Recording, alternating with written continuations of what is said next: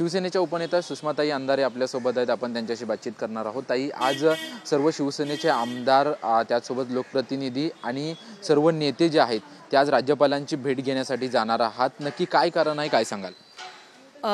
आम्ही नियमाप्रमाणे महामहिम राज्यपाल महोदयांची आजची वेळ घेतलेली आहे.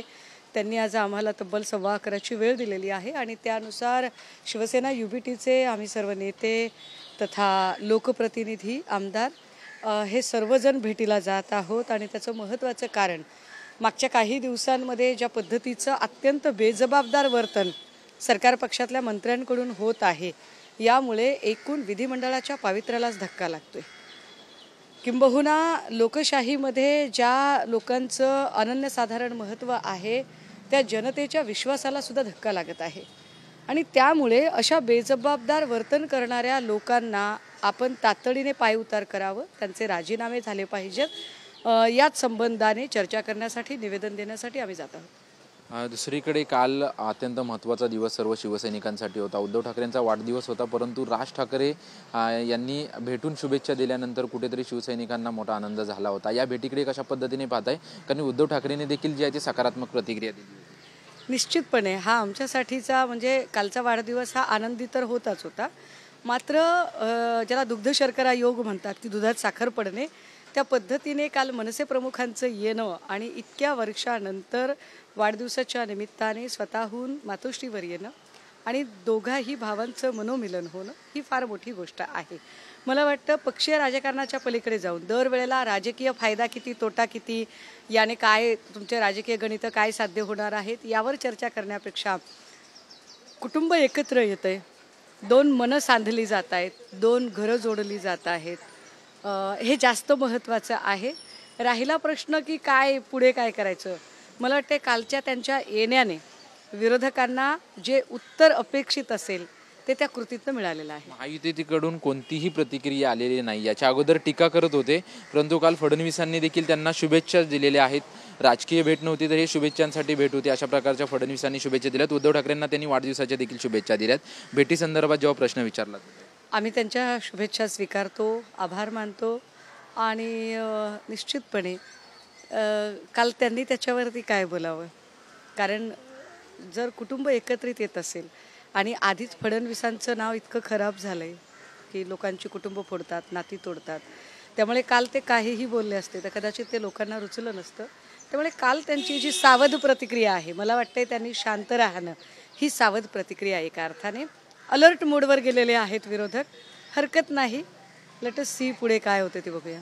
दोन्ही भावांचं जेव्हापासून जवळीक जेव्हापासून वाढलेली आहे तेव्हापासून कुठेतरी पक्षप्रवेश शिंदेच्या शिवसेनेमध्ये जाताना कमी होत आहेत. जेव्हापासून दोन्ही भाऊ एकत्र आले तेव्हापासून कुठेतरी पक्षप्रवेशांना कुठेतरी ब्रेक लागलाय असं वाटतंय तुम्हाला? बघा, आम्ही याचा विचार करत नाही. म्हणजे किती लोक त्यांच्याकडे जात आहेत किंवा जात नाही आहेत यावर आमचं लढणं थांबत नाही. आम्ही वारंवार म्हणतोय, आलात तर तुमच्यासह, न आलात तर तुमच्याशिवाय.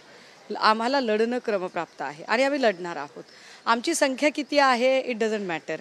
कारण मला असं वाटतं की महाभारतामध्ये कौरवांची संख्या प्रचंड मोठी होती, पांडव संख्येने कमी होते, परंतु अंतिम विजय जो आहे तो कुरुक्षेत्रावर सत्याचा, नीतीचा विजय झाला होता.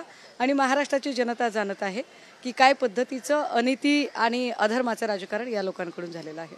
काल एकनाथ शिंदेंचा मेळावा जो आहे तो कोकणामध्ये पार पडला आणि त्या कोकणामधल्या मेळाव्यामध्ये योगेश कदमांची त्यांनी पाठराखण केली. तुम्ही राजीनाम्याची वारंवार मागणी करताय, परंतु त्यांची पाठराखण जी आहे ती रामदास कदम यांनी तर केलेलीच आहे.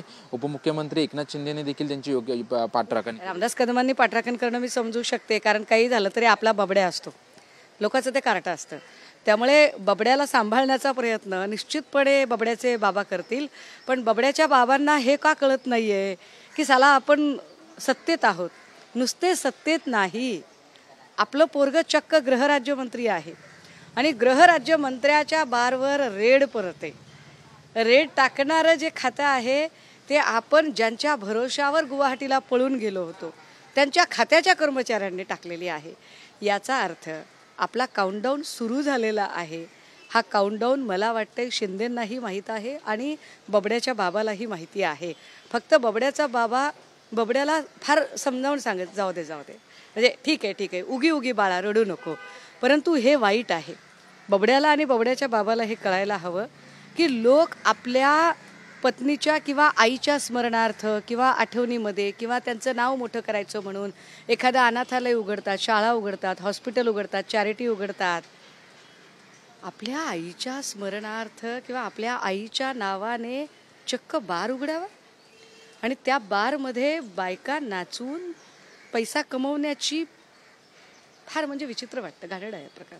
शेवटचा प्रश्न, रोहिणी खडसे यांच्या पतीला काल अटक झाल्यानंतर त्यांच्याच ट्विटरच्या माध्यमातून प्रतिक्रिया आली. त्यांनी असं म्हटलेलं आहे की योग्य वेळ हेच उत्तर असेल, अशा प्रकारची प्रतिक्रिया त्यांची. अगदी बरोबर आहे. कुठल्याही स्त्रीसाठी जेव्हा आपल्या घरातला कर्ता पुरुष अशा पद्धतीने चुकीच्या पद्धतीने त्याच्यावर कारवाई होते, एका हाऊस पार्टीला रेव पार्टीचा बनाव करण्याचा सरकारकडून जो एक अत्यंत अश्लाघ्य प्रयत्न झाला आहे त्याची कालच माझ्याकडून निंदा निषेध करून झालेला आहे.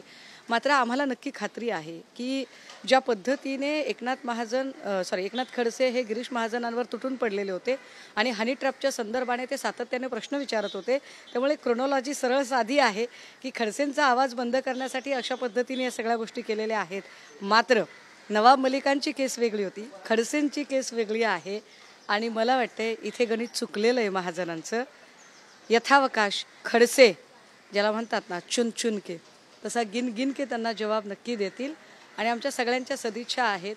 आमची बहीण म्हणून, मैत्रीण म्हणून, सखी म्हणून, आमच्यासोबत काम करणारी आमची एक सहकारी कार्यकर्ती म्हणून रोहिणीताई या सगळ्या संकट काळामध्ये निश्चितपणे फार ताकदीने उभ्या राहतील. धन्यवाद ताई आमच्याशी बातचीत केल्याबद्दल. कॅमेरामॅन सिद्धेश नाईकसह निवृत्ती बाबर, TV9 मराठी, मुंबई.